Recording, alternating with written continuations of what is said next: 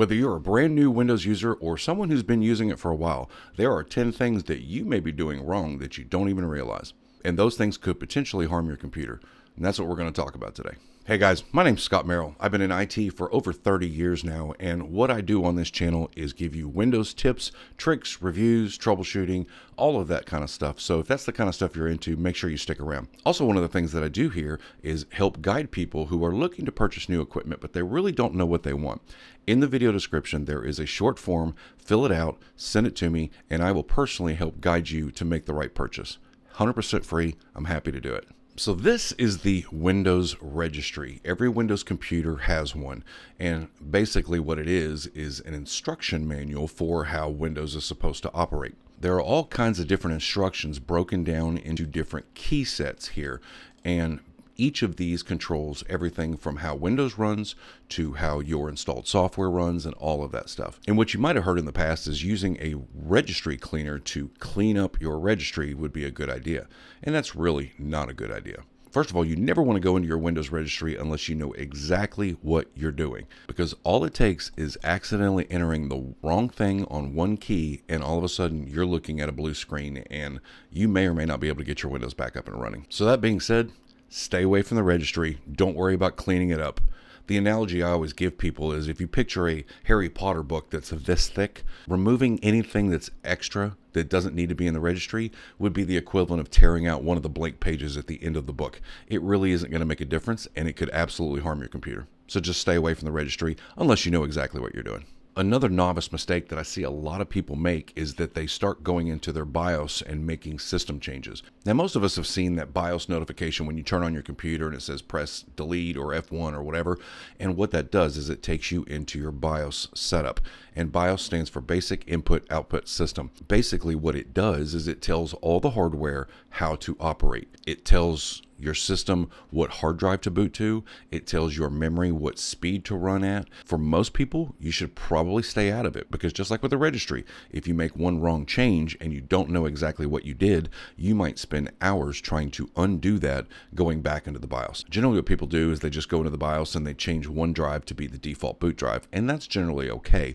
But there are a ton of settings in modern day BIOSes, and you could literally click one thing and suddenly your memory or your CPU or your GPU is running at an overclock speed and you can't get into your computer, and that's because you might have made a change in your BIOS. But if you do go into your BIOS, make sure you're doing it with instructions on your specific BIOS for your specific computer. There is no one general setting that applies to all, because manufacturers use different BIOSes based on what the motherboard requires. So there is no one size fits all. So be very, very careful if you do go into the BIOS, and unless you need to, I would generally stay out of it. Now, the next mistake that I see a lot of people make is in the pursuit of trying to free up hard drive space, they go and they delete these folders right here, the Windows_BT and Windows WS. Sometimes there'll even be a Windows.old folder in the root of your C drive. And it is true that you can recover a lot of drive space by deleting these folders, but it's important to know what those folders do. So in the situation where you have a major Windows update or a feature update, or you upgrade from one operating system to the other, these folders are there to allow you to go back to the previous installation without any data loss. If you've ever tried to upgrade Windows and it said it failed and it's rolling you back to the previous version, that's because of those folders right there. Basically, Windows makes a snapshot of the existing Windows installation, renames it, and then tries to upgrade you. And if the upgrade fails, it deletes the upgrade, renames the old one, and you're back in business. Now, is it ever safe to delete these folders? You absolutely can do that, but just make sure that your computer's been running for at least 30 days, no problems, after a feature update or a major Windows upgrade.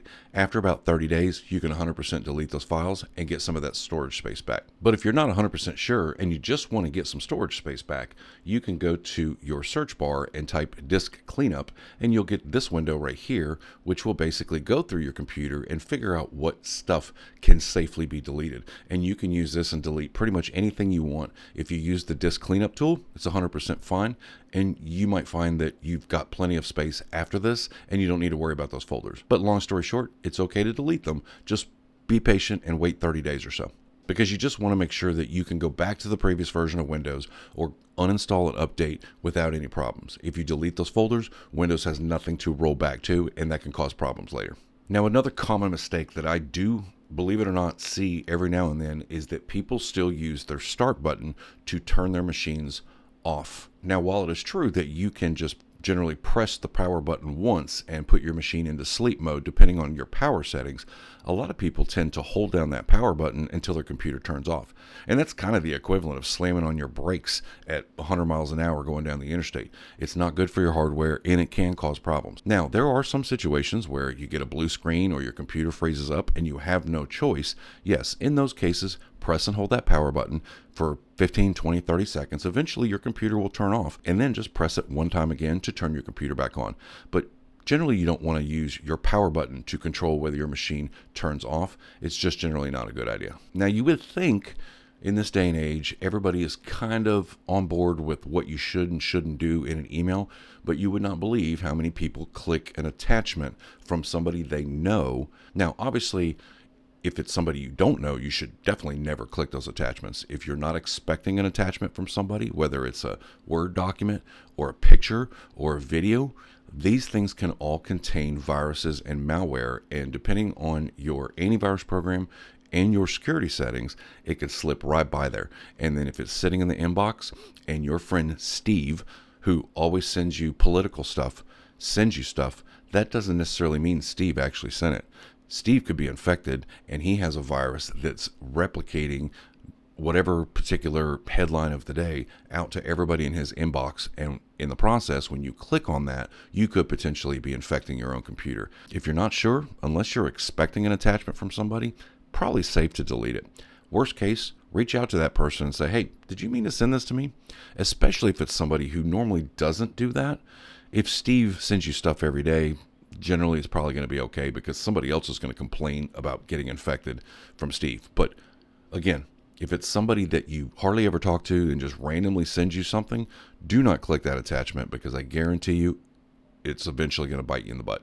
Now, unfortunately, this is another one that I see a lot in my local business, where someone has clicked on a link from a medication that they were looking up on Google. And there's ways to do this where it's safe. Now, as a general rule, especially with medication, you want to make sure that you are clicking on links from websites that you've heard of. For example, the name of the manufacturer of the medicine, or WebMD, or CDC, or things like that you've heard of that are known to be safe.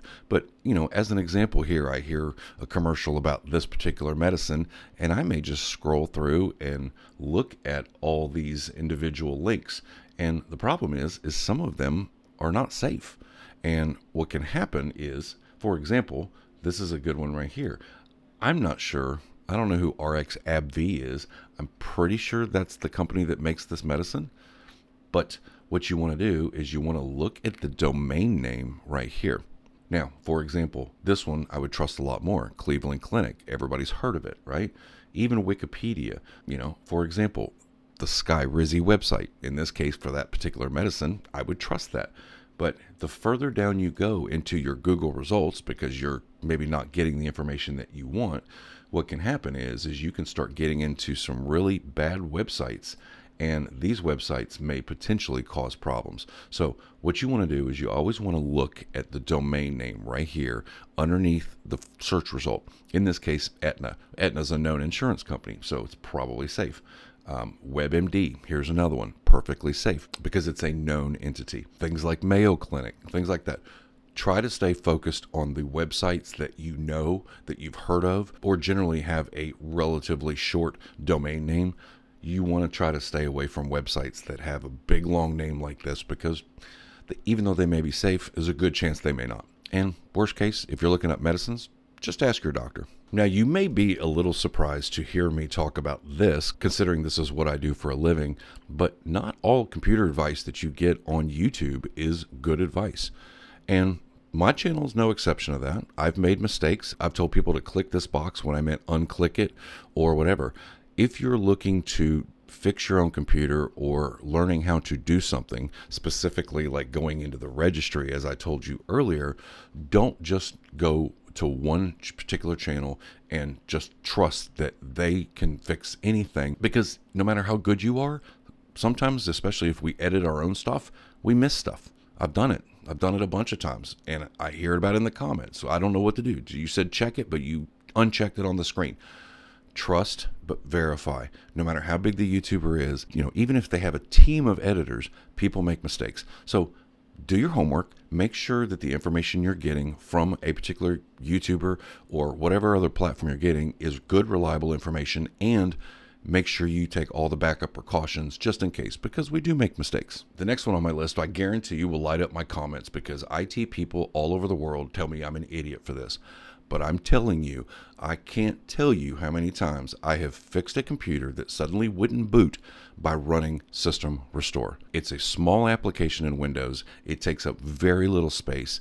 And if you install an update or a driver or make some kind of change that causes a problem with your computer, System Restore can go back and take that registry copy that we talked about earlier, replace it, and boom, you're back up and running. So if you're not sure if you have System Restore enabled, what you want to do, just go to your search bar and type RSTRUI and then hit enter. And then it's going to bring up the System Restore.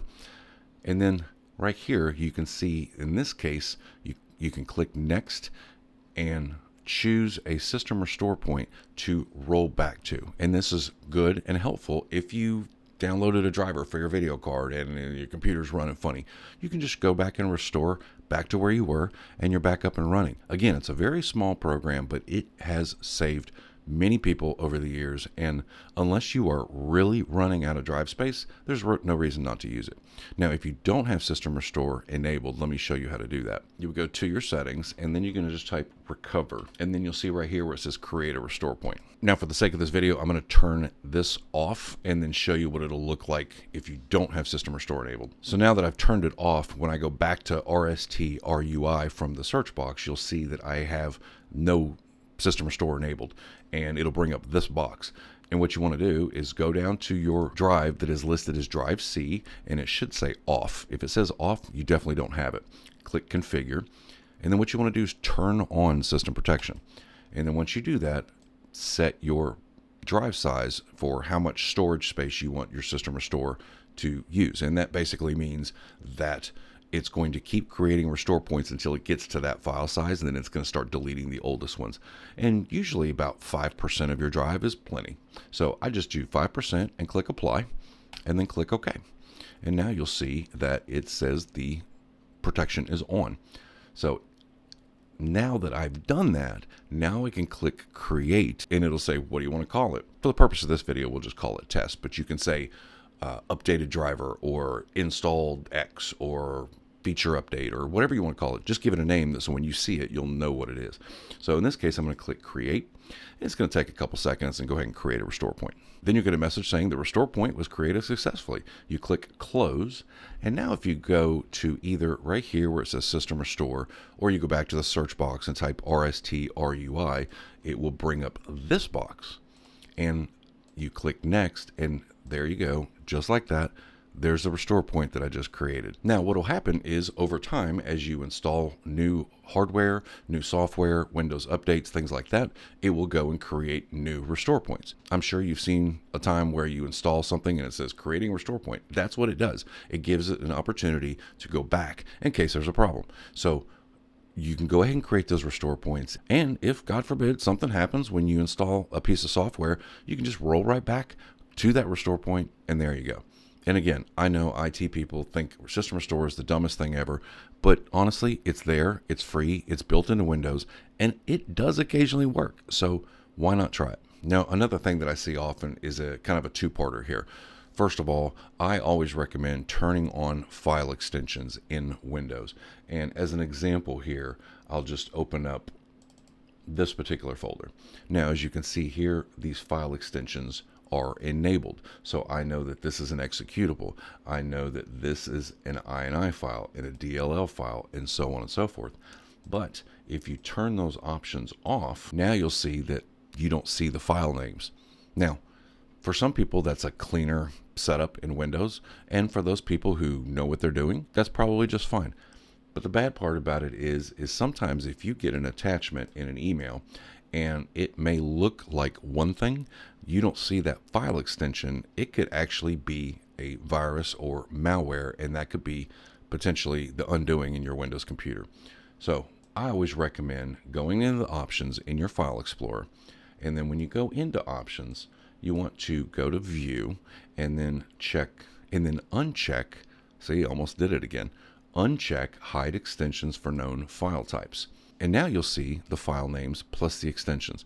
Again, personal preference, but for safety purposes, I think it's a good idea. Now, another thing that I see is that people will sometimes have the Windows system folders visible, and I do not recommend this if you're a novice user. As an example, let me show you.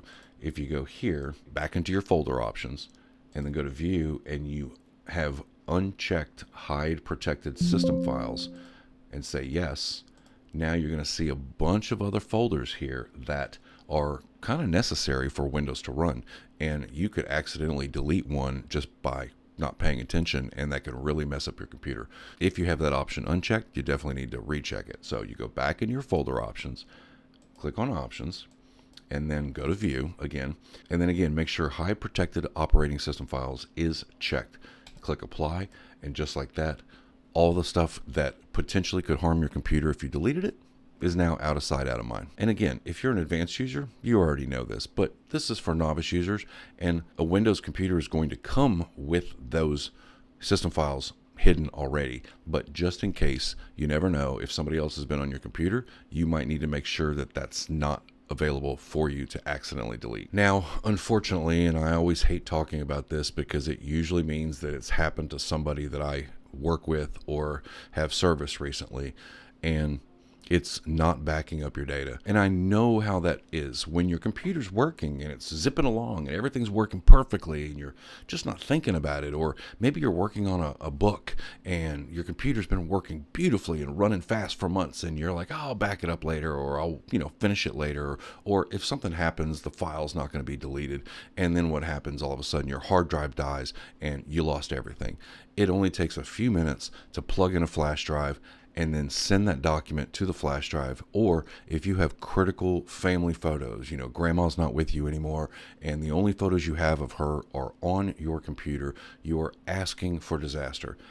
If it's important to you, put it on a flash drive, put it on a portable drive, upload it to a server, put it on the cloud, do something. Make sure you have 2 copies minimum of anything that matters to you. As you see here, I've got hard drive after hard drive after hard drive after hard drive, boxes of hard drives where there was critical data that someone didn't back up, and then they want me to magically fix it. And I can do a lot, but unfortunately, sometimes a hard drive is just too far gone. And if you haven't backed up your data, it's really on you. Take a few extra seconds. Think about what is most important to you. And what I always tell my clients is picture whatever it is that you have on your computer. If you lost it, would you literally want to go run to the bathroom and throw up or not be able to sleep? If it's that important to you, back it up. It only takes a minute, and I made videos about it. I've made several videos about it. I'll put one of those up here for you. Now you'll be able to sleep at night knowing no matter what happens with your computer, your data is safe. And another little side tip, I would not recommend leaving your backup drive, whether it's a flash drive or portable or whatever. I would not recommend leaving it plugged into your computer. And the main reason for that, and not to get too far off topic, but sometimes malware happens. Sometimes ransomware happens. If your backup drive is left plugged into your computer just because it's convenient, and your computer gets a malware or ransomware attack, that could very easily copy right over to that flash drive or that portable drive in an instant. And now your perfectly good, safe, backed up files are also infected. What I recommend is make a routine to plug in a drive when you're ready to back up. Go ahead and plug it in, back up your files, unplug it, put it in a safe place. That way you guarantee that you're never going to have a problem if and when you get attacked with a ransomware infection or something like that. It's just a good practice to get into. So those are some of the most common novice mistakes that I see on a day-to-day basis. And honestly, if you follow these steps, you're going to make sure that your computing experience is a pleasant one instead of constantly struggling with something that happened on your computer. And if you can think of any other day-to-day best practices, make sure you leave them in the comments below and share them with the other viewers. I'd love to see that. Additionally, if you have a Windows 10 computer and we're coming up on October 14th, and that's the end of support for Windows 10, and you don't have an installer disk, you might be in trouble. So if you click on this video right here, I walk you through step by step how to create an installer disk. That way you can always repair or replace or reinstall your operating system if and when Microsoft pulls it off their servers. So with that being said, thank you so much for watching, and we'll see you in the next one.